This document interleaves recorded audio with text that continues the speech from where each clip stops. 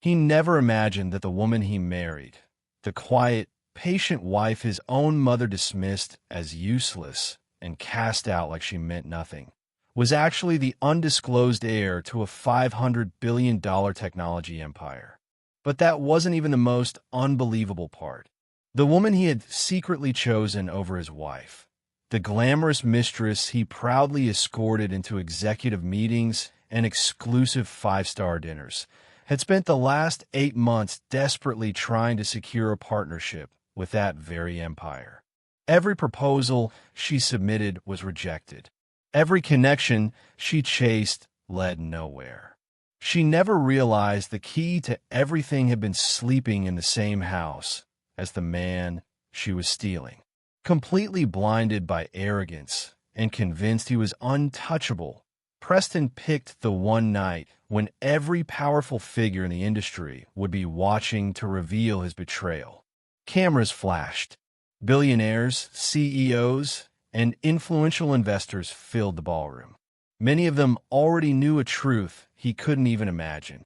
Yet Preston proudly humiliated his wife in front of them all before dropping to one knee and proposing to his mistress as though he were celebrating a royal coronation instead of destroying his own future.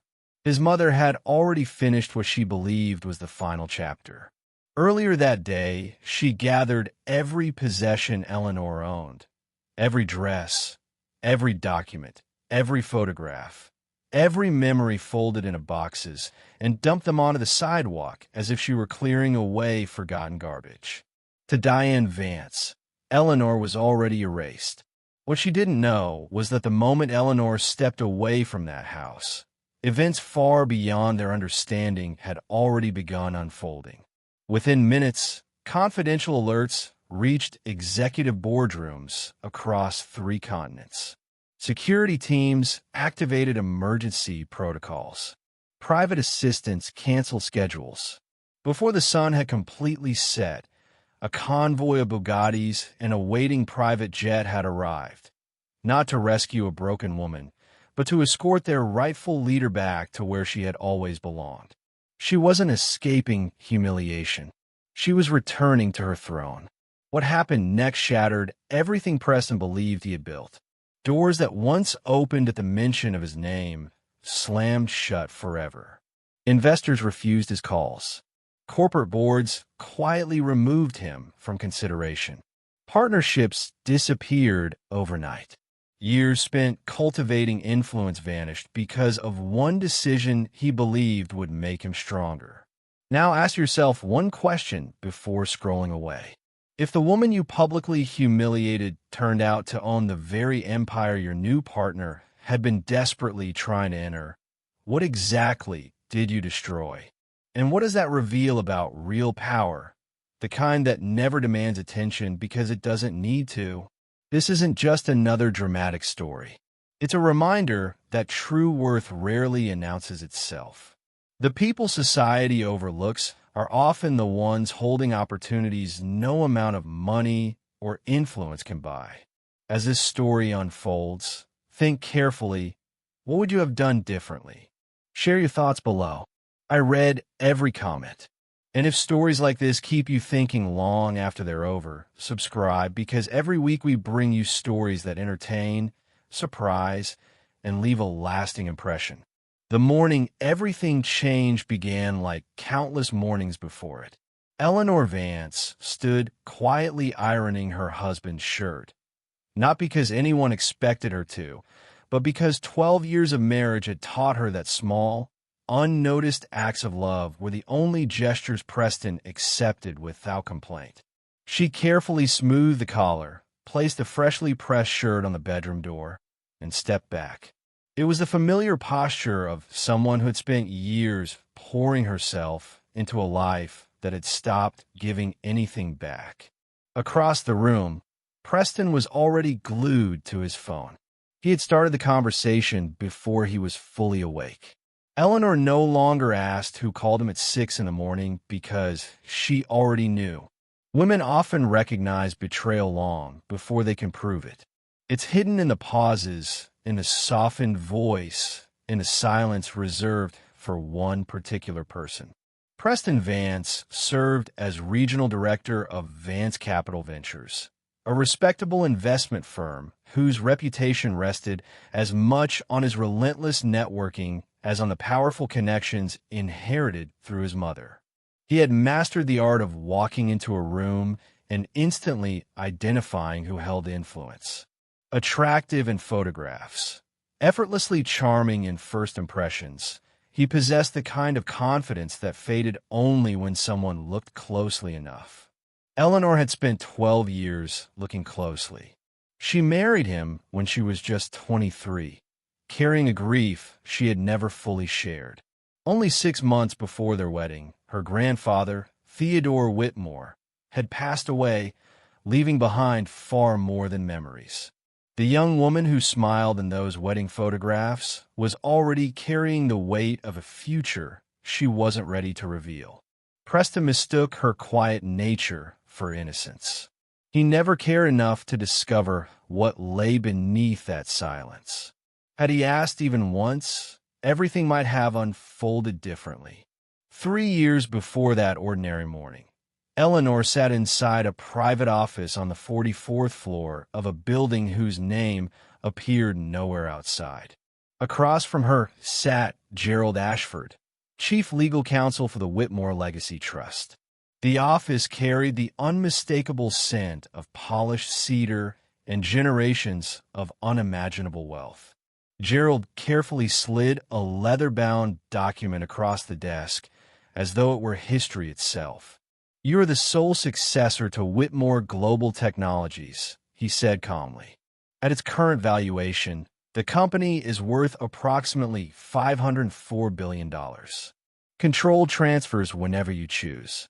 Until you activate the succession, your identity remains completely confidential." Eleanor stared silently at the papers before lifting her eyes toward the city skyline. Thousands of people hurried through their lives below, completely convinced they knew who held influence and who did not.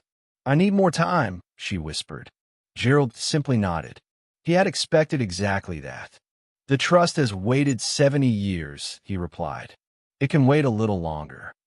That evening, Eleanor returned home, prepared dinner, and welcomed Preston as though nothing extraordinary had happened. He arrived late. She didn't ask where he had been.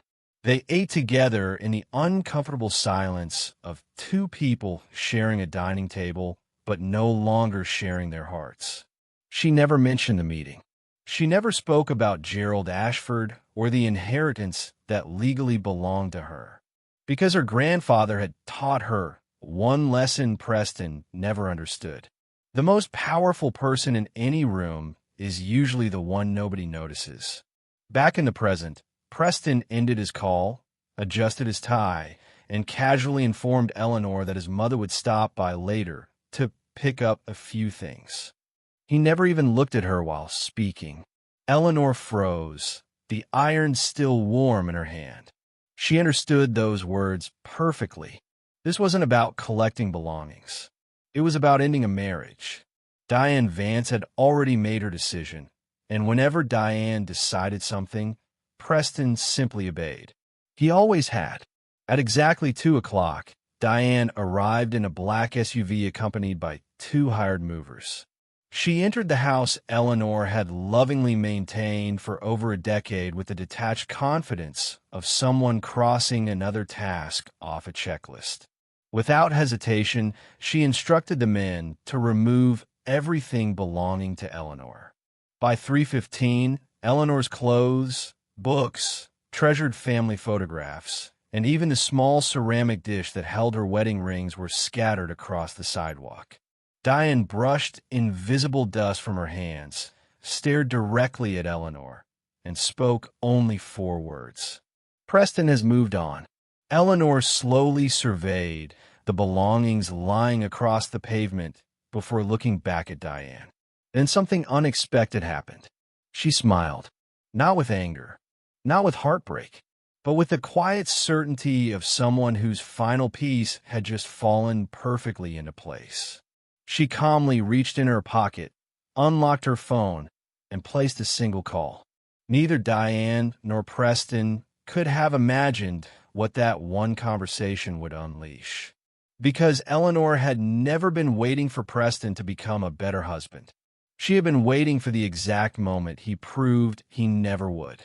That evening, the Harrington Grand Gala transformed the city's most exclusive tower into a glittering stage where fortunes were made, reputations were destroyed, and secrets rarely survived until morning.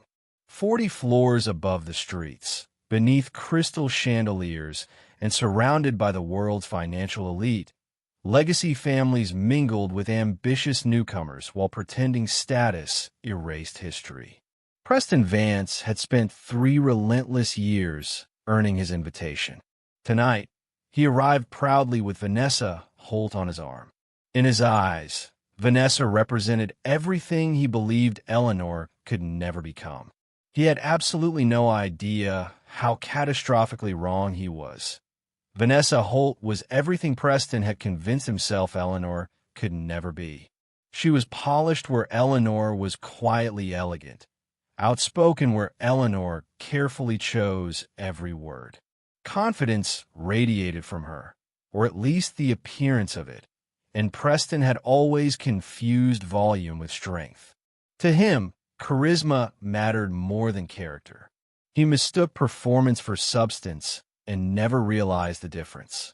As the founder of Holt Innovations, Vanessa projected the image of a rising technology visionary. Investors admired the branding, the interviews, and the carefully staged success stories. What almost no one saw was the reality behind the curtain. After burning through 2 major funding rounds, her company was quietly bleeding money while maintaining the illusion of unstoppable momentum. There was one truth she had hidden even for Preston. Admitting it would have meant admitting defeat. For 8 straight months, Holt Innovations had pursued a strategic partnership with Whitmore Global Technologies. Endless presentations, countless follow-up calls, carefully crafted proposals.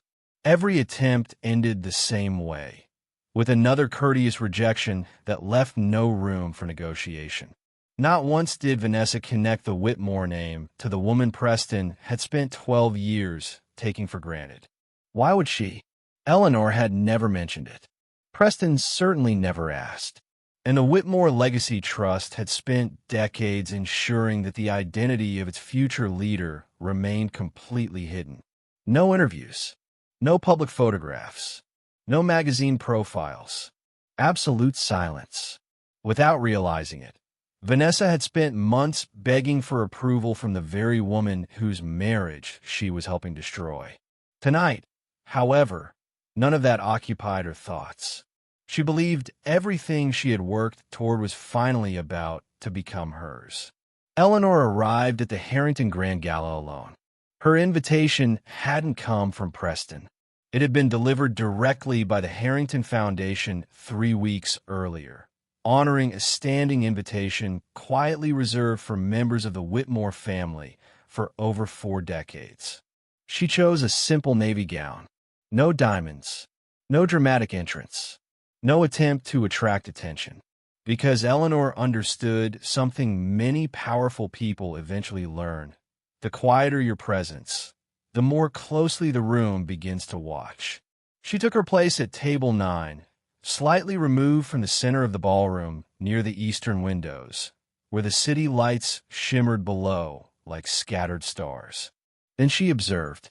She watched Preston glide from guest to guest with practiced precision, extending handshakes that lingered just long enough to suggest familiarity, laughing at exactly the right moments, carefully positioning himself beside whoever currently held the greatest influence.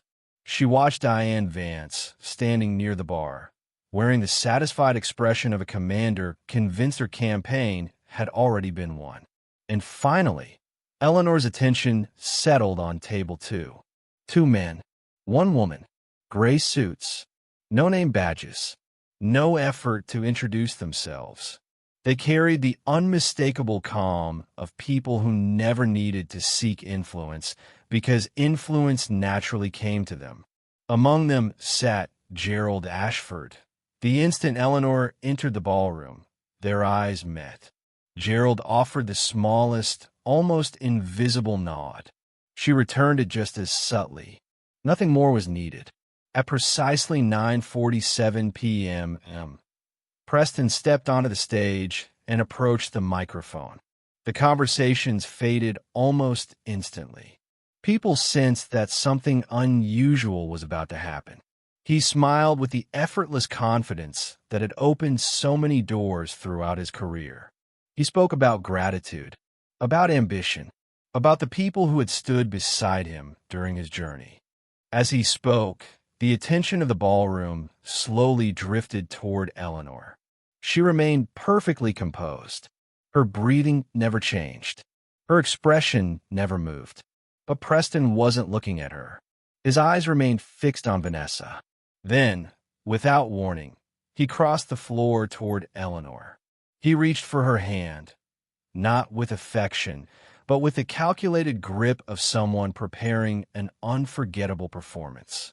Turning back toward the audience, he raised the microphone. "There comes a moment," he said smoothly, every word carefully rehearsed, "when a person realizes they've been living far below their true potential." He paused, allowing anticipation to build. In business, another pause, and in the decisions they make. Silence spread across the ballroom. Then came the final blow, including the person they married. The room froze. Hundreds of eyes turned toward Eleanor all at once. The humiliation was almost tangible. It wasn't loud. It wasn't chaotic. It was precise, deliberate. A public dismantling delivered by the very man who had once promised to stand beside her for the rest of his life. Still, Eleanor refused to look away. She refused to lower her head. She refused to give anyone the satisfaction of watching her break. Preston released her hand as though she no longer existed. He turned, walked confidently toward Vanessa Holt, reached into his jacket, and lowered himself onto one knee.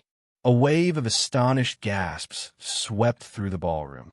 Yet Eleanor barely noticed. Her attention had already returned to table 2. Gerald Ashford had quietly unlocked his phone. One message, one instruction, that was all it took. Across the city, inside a secure private facility, 12 identical black Bugattis came to life almost simultaneously. Engines awakened. Security teams moved into position. Pilots received immediate clearance. A private jet was prepared without delay. The Whitmore Trust had anticipated this possibility years ago.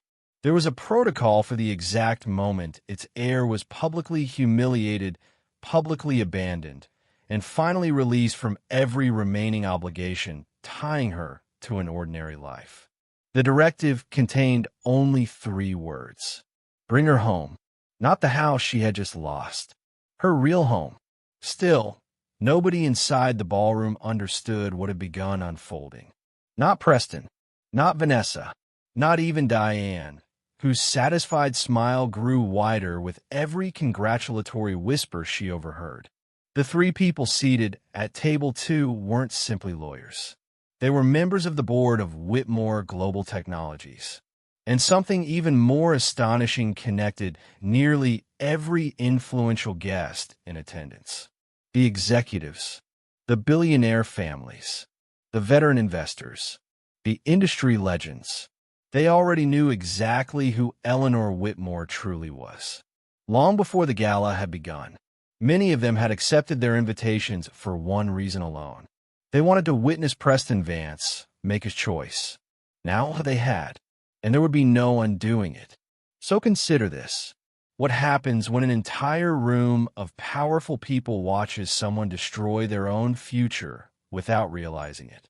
And what happens when Vanessa Holt discovers that the partnership she believed depended on boardroom negotiations was never going to be approved by directors or executives? It had always depended on one woman, Eleanor. When people later recalled that extraordinary evening, most expected them to mention the convoy of Bugattis, the arriving aircraft, or the dramatic spectacle unfolding outside the Harrington Tower. Instead, they remembered something much quieter. Eleanor never rushed. She stood from table 9 with the calm confidence of someone who had waited 12 long years and finally recognized that waiting was no longer necessary. She gently smoothed the front of her navy dress, picked up her clutch.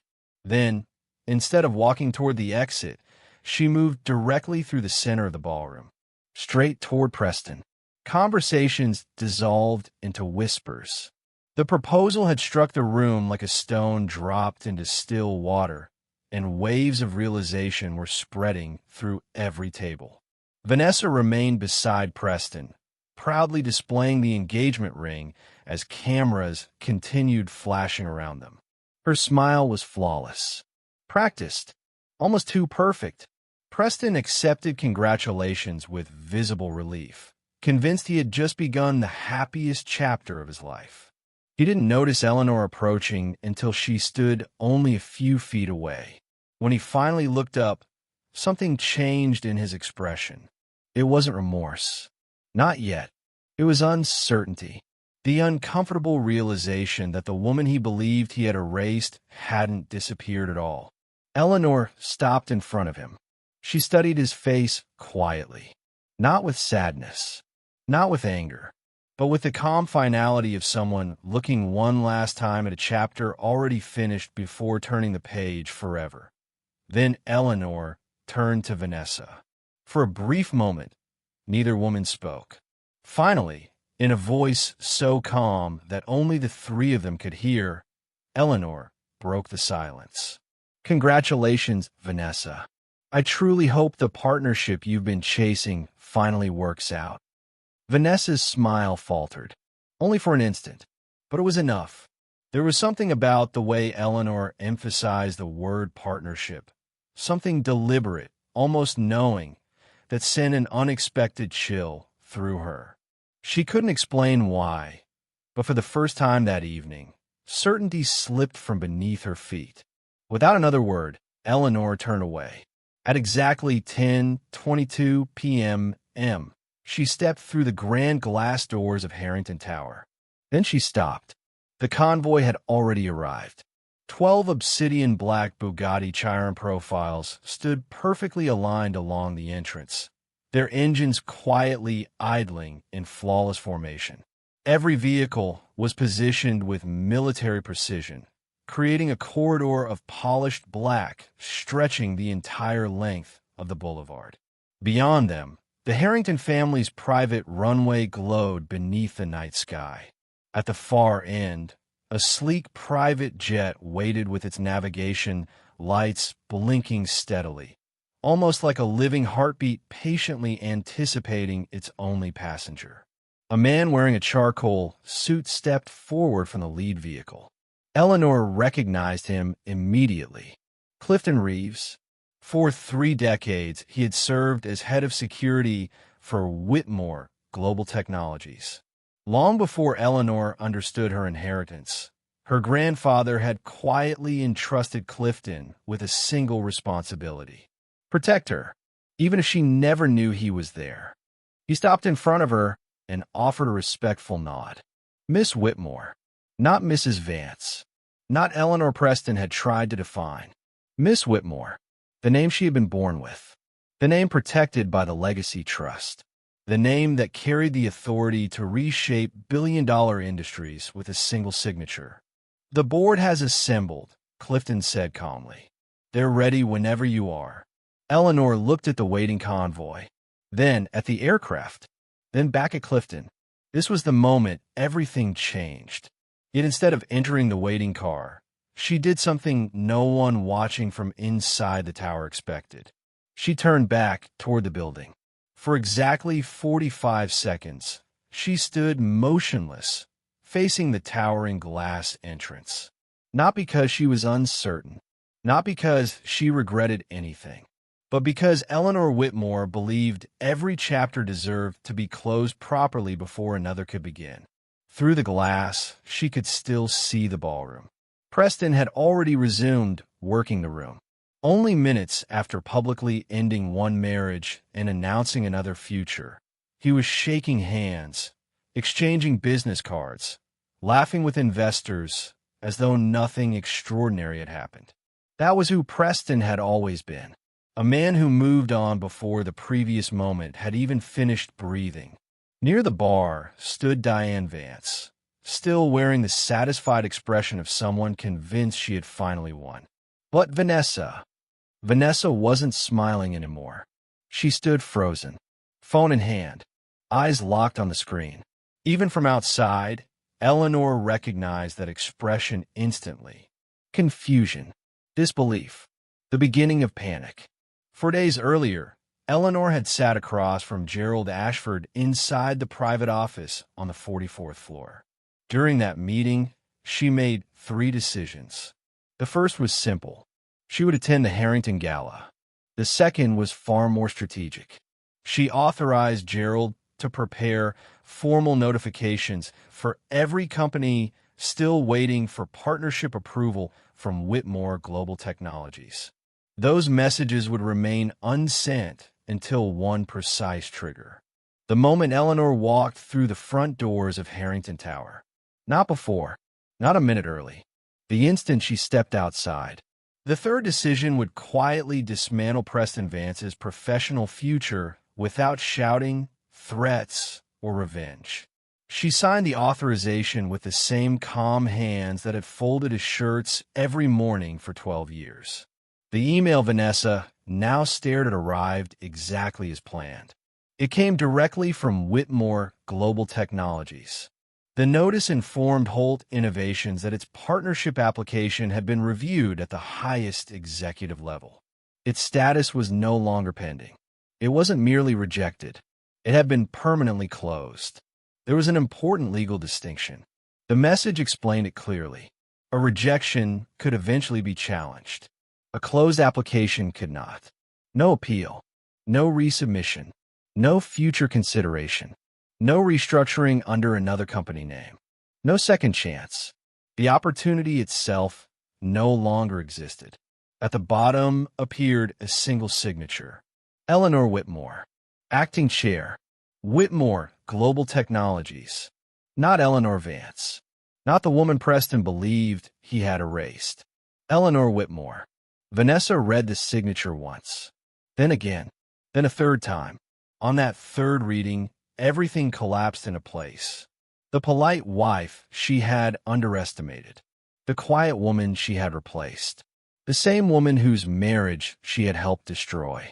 She wasn't simply connected to Whitmore Global Technologies. She was Whitmore Global Technologies. The realization hit with the force of a carefully planned demolition.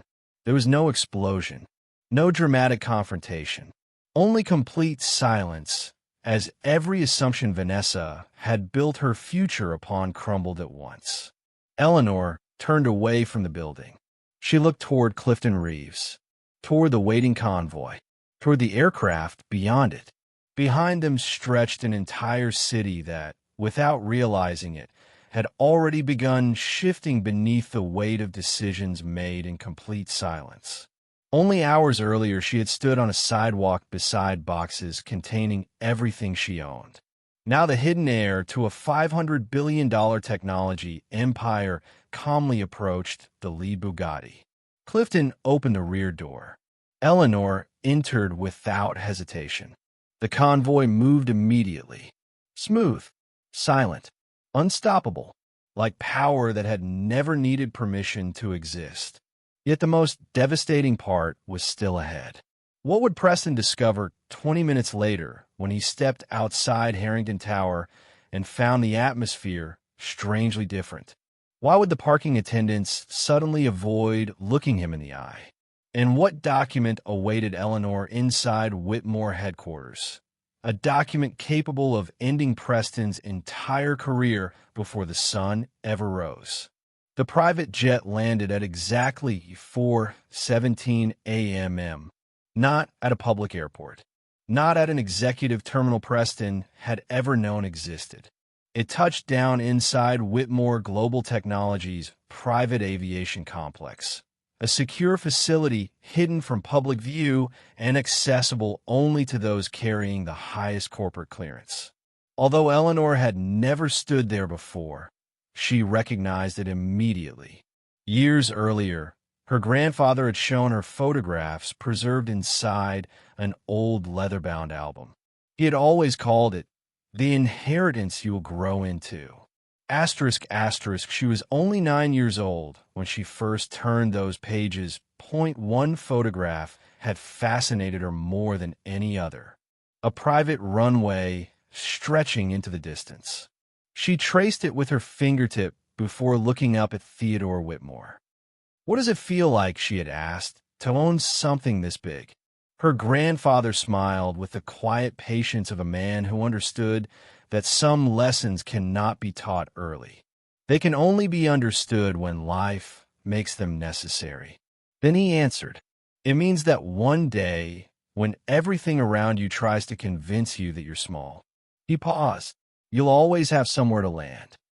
As Eleanor stepped onto the runway, the cool pre-dawn air wrapped around her. The world was unusually still.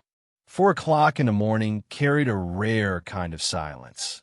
The final peaceful hour before ambition, ego, and performance awakened with the sunrise. Soft runway lights guided her toward the main headquarters. Clifton Reeves walked 2 respectful steps behind, exactly as he had done for years without ever asking for recognition. Waiting at the entrance stood Gerald Ashford. Beside him were the 5 active members of Whitmore Global Technologies Board of Directors. None of them rushed forward. None of them spoke first.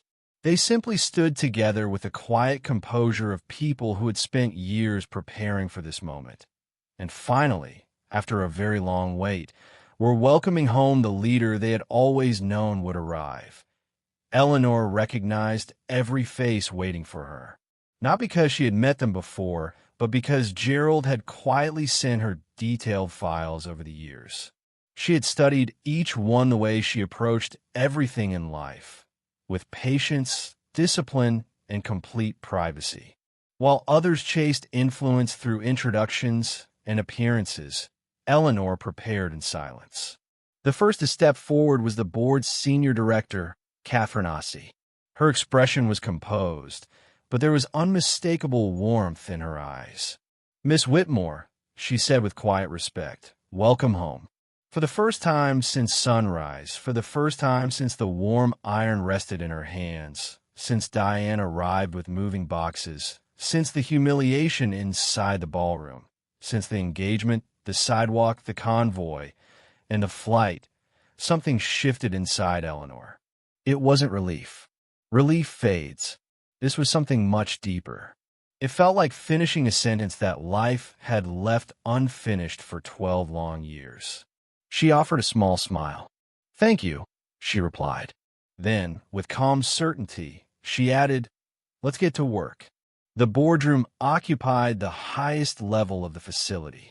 Floor-to-ceiling glass surrounded the room on 3 sides, revealing the city beneath the pale light of dawn. Streets slowly awakened while the skyline stretched endlessly before her, no longer as something distant to admire, but as a responsibility she had finally accepted. As soon as she sat down, Gerald Ashford placed 2 documents before her. The first was the Whitmore Legacy Trust Activation Package. 63 pages. 1 signature on each required page. Once completed, every operational decision, every executive authority, and every controlling interest in Whitmore Global Technologies would legally become hers.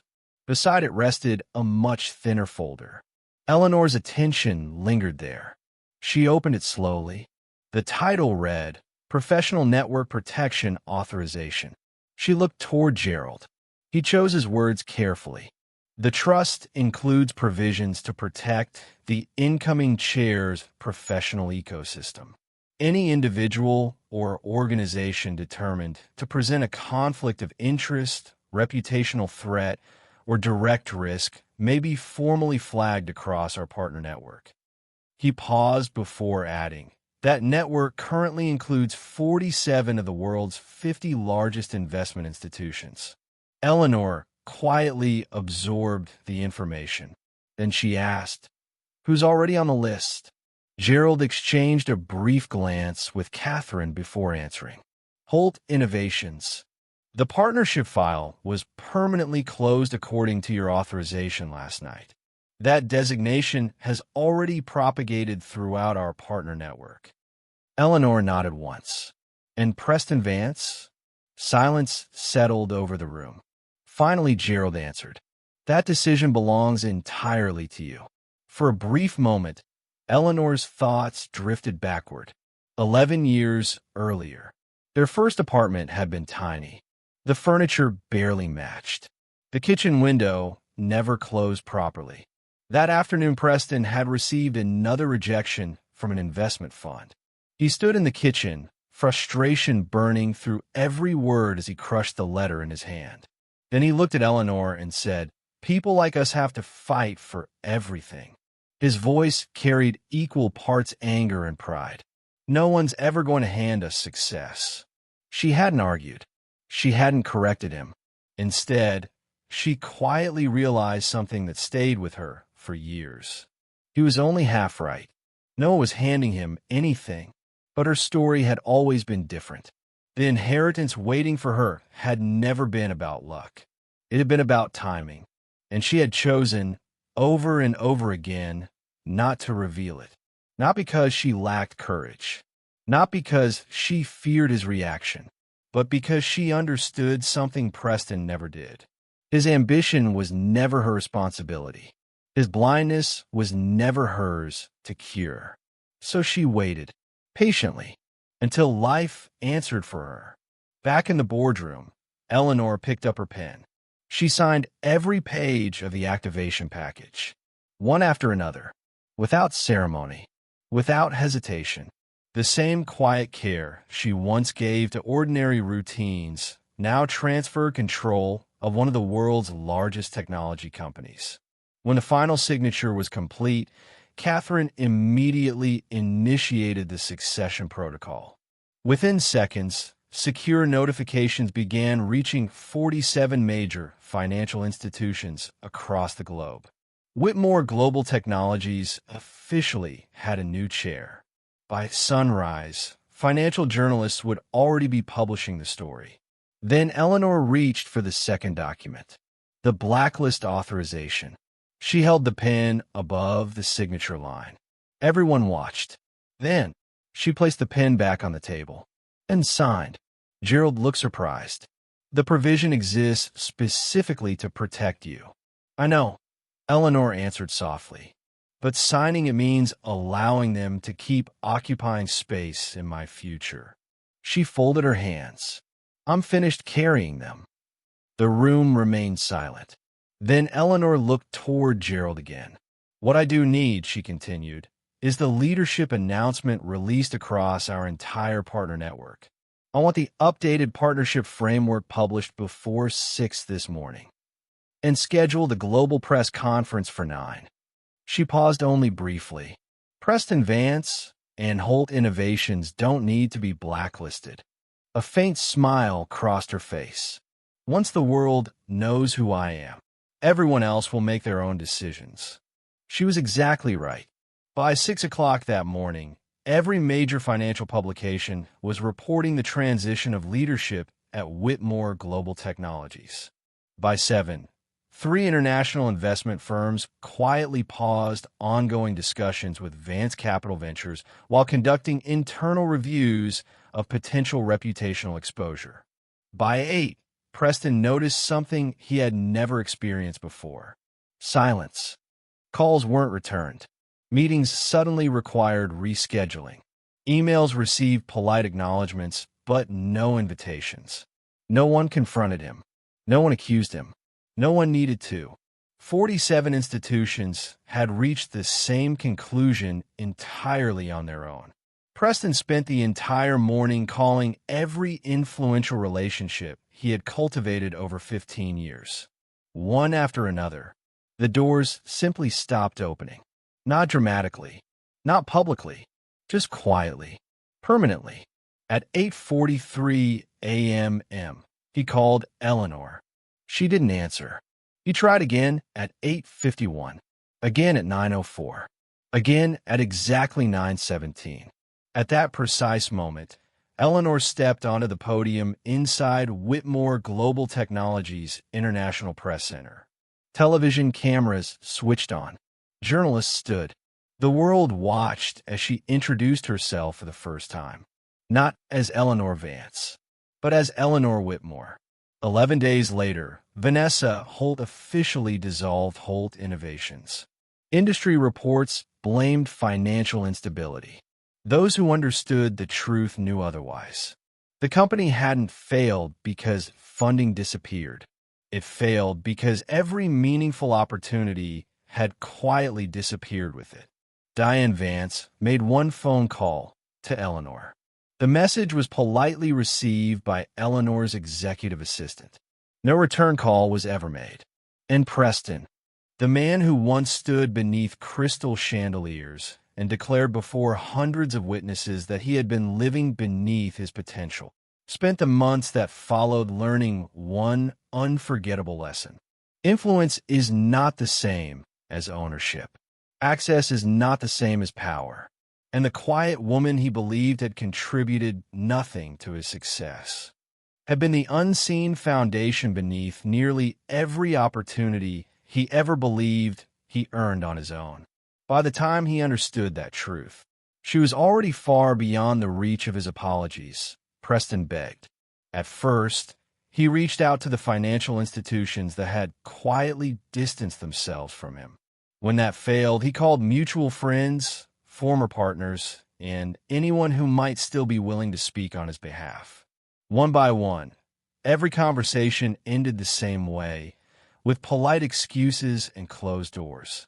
Finally, he wrote directly to Eleanor.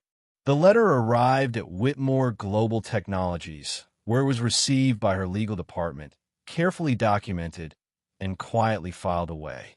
No reply was ever sent. Not because Eleanor hated him, not because she wanted revenge. She simply had more important things to do. She was no longer managing the ruins of a failed marriage. She was leading Whitmore Global Technologies, a $500 billion empire built over generations on a philosophy her grandfather had shared when she was only 9 years old, as they turned the pages of an old leather-bound album together. The most dangerous person in any room, he had told her, is the one nobody notices. For 12 years, Eleanor had lived as that unnoticed person, invisible, overlooked, underestimated, and in the end, that was more than enough. Hashtag the lesson behind the story. This story leaves us with 4 reminders that no amount of money can purchase and no act of arrogance can erase. First, hidden value never stops being valuable. Eleanor didn't suddenly become extraordinary the night 12 black Bugattis arrived outside Harrington Tower. She had always possessed that worth. The people who dismissed her didn't reduce her value. They simply failed to recognize it. And in doing so, they revealed far more about themselves than they ever did about her. Second, patience should never be mistaken for weakness. The quiet years Eleanor spent enduring disappointment were not empty years. They were years of preparation, observation, discipline. She waited, not because she lacked choices, but because she understood that timing transforms ordinary moments into unforgettable ones. Anyone can make noise. Very few know when to make an impact. Third, never underestimate the person standing quietly beside you. For 12 years, Preston looked past Eleanor. Meanwhile, Eleanor noticed everything. She listened. She learned. She remembered. In the end, attention proved far more valuable than ambition alone. The people you ignore today may be writing tomorrow's ending. And finally, real power doesn't need revenge. Eleanor never signed a blacklist. She never interrupted Preston's celebration. She never answered Diane's phone call. She never demanded an apology. Instead, she stepped fully into the person she had always been and allowed truth to accomplish what anger never could. Sometimes the strongest response isn't retaliation. It's simply refusing to carry yesterday into tomorrow. As Eleanor's story came full circle, the woman who had been forced onto the street with nothing more than a few boxes and her dignity became the most respected person in every room she entered. Not because she fought louder than everyone else, but because she finally stopped hiding the life she was born to lead. If this story carries a message, perhaps it's this: your value is never determined by someone else's opinion. The people who fail to recognize your worth don't get to define it. The moment you stop shrinking yourself to fit someone else's expectations is often the moment your real life begins. Now it's your turn. What lesson stayed with you the most? If you had been in Eleanor's position, would you have made the same choices, or would you have handled things differently? Share your thoughts in the comments. I read every one of them, and I'd love to hear your perspective. And if this story entertained you, challenged the way you think, or stayed with you after the final scene, subscribe and join us for more stories filled with unforgettable twists, meaningful lessons, and characters whose choices remind us that appearances can be deceiving, and that the quietest person in the room is sometimes the one with the greatest power.